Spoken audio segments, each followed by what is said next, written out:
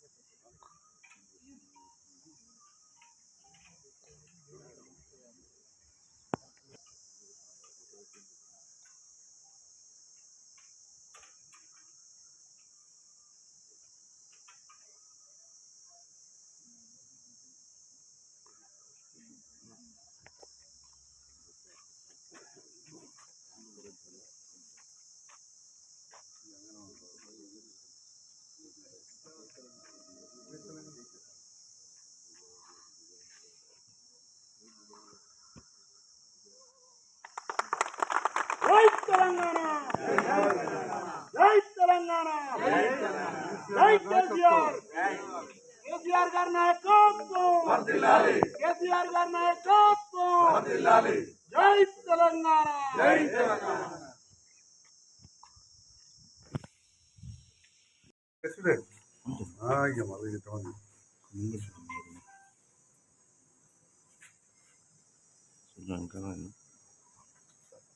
23 సంవత్సరాల కింద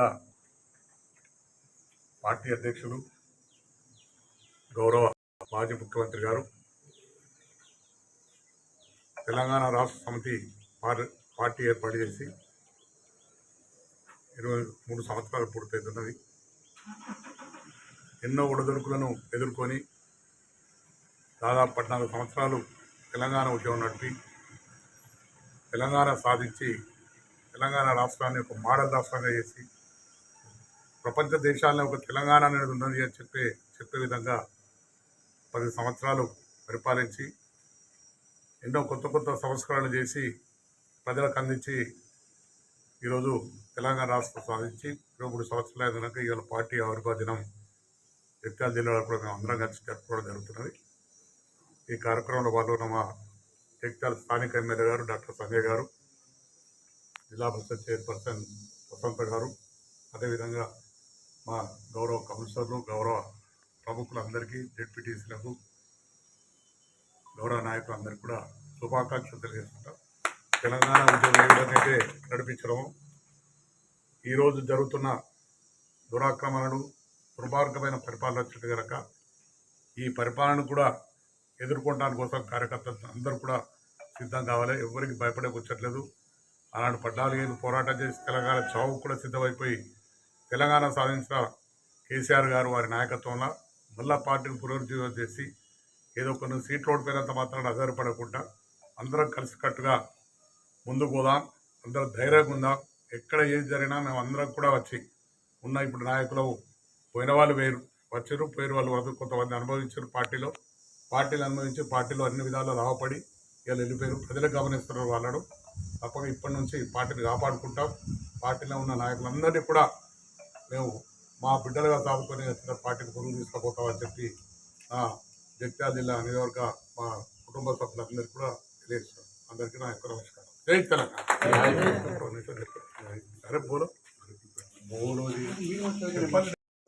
భారత రాష్ట్ర సమితి ఆవిర్భావ దినోత్సవ సందర్భంలో కార్యక్రమం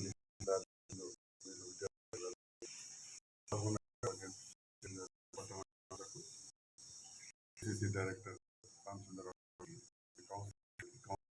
పార్టీ నాయకులకు, పార్టీ మిత్రులకు నమస్కారం.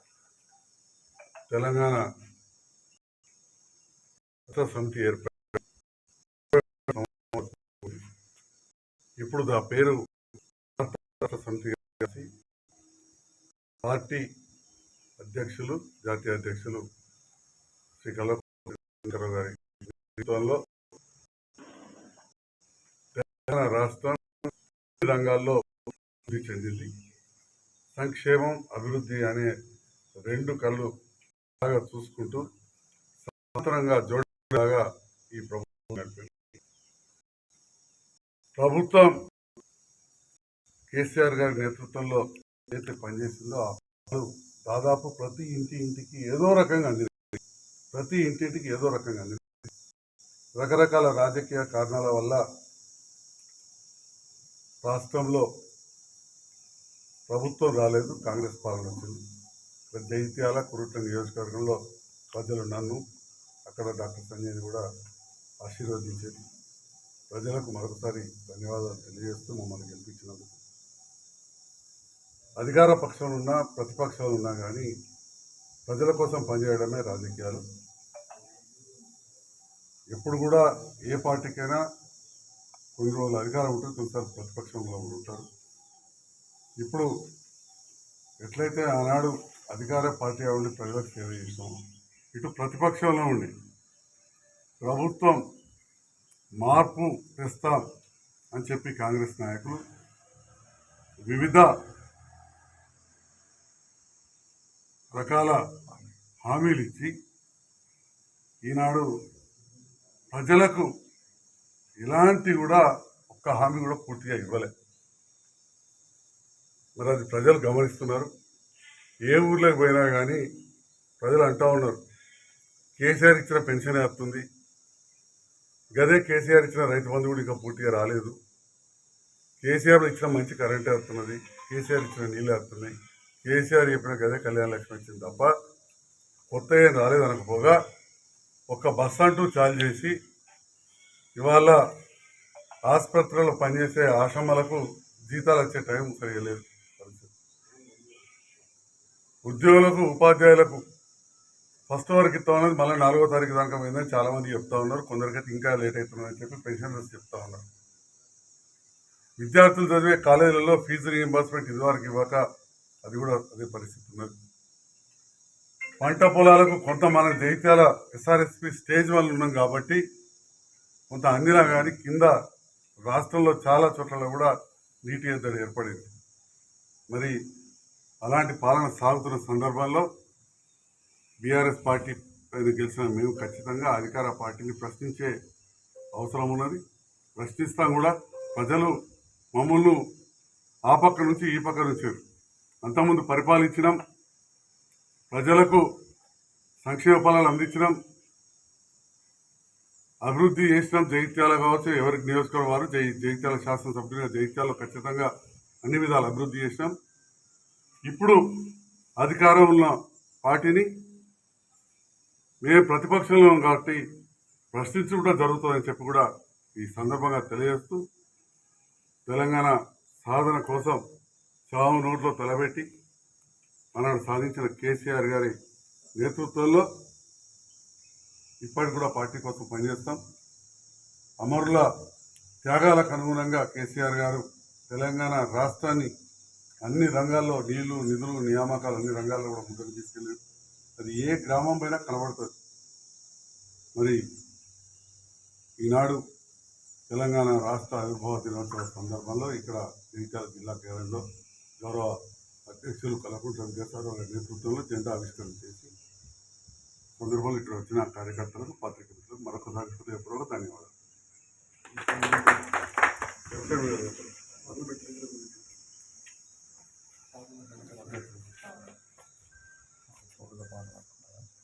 ఈరోజు